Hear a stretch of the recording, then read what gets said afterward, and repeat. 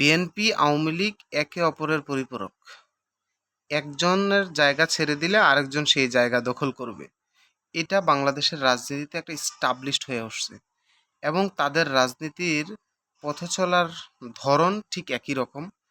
এরা গত 50 বছরের রাজনীতিতে যেই কালচার তৈরি করেছে, এটা এদের মাইন্ডসেট থেকে বের হবে না।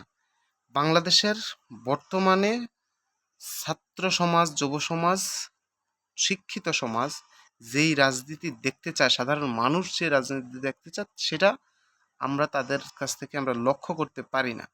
এখন বর্তমানে বিএনপির সবচেয়ে বড় শত্রু হচ্ছে ডক্টর ইউনূস।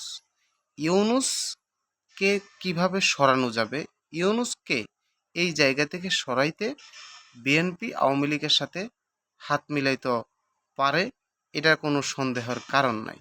কারণ বাংলাদেশে আওয়ামী লীগের উত্থান হওয়া মানে হচ্ছে ডক্টর ইউনূসকে বিপদে ফেলা।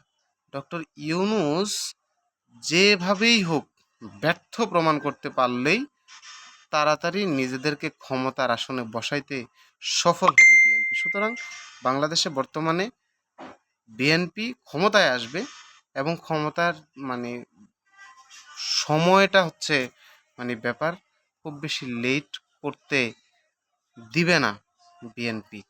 তো সে কারণে এদেরকে সাধারণ মানুষ যদি এদের সম্পর্কে খুব একটা ভালোভাবে খোঁজখবর না নেয় এবং বাংলাদেশে নতুন কোনো উত্থানের সম্ভাবনা না থাকে, বাংলাদেশের মানুষের জন্য আগামী রাজনীতি কিংবা সামাজিকতা, রাষ্ট্রনীতির সব জিনিসই হুমকির মুখে।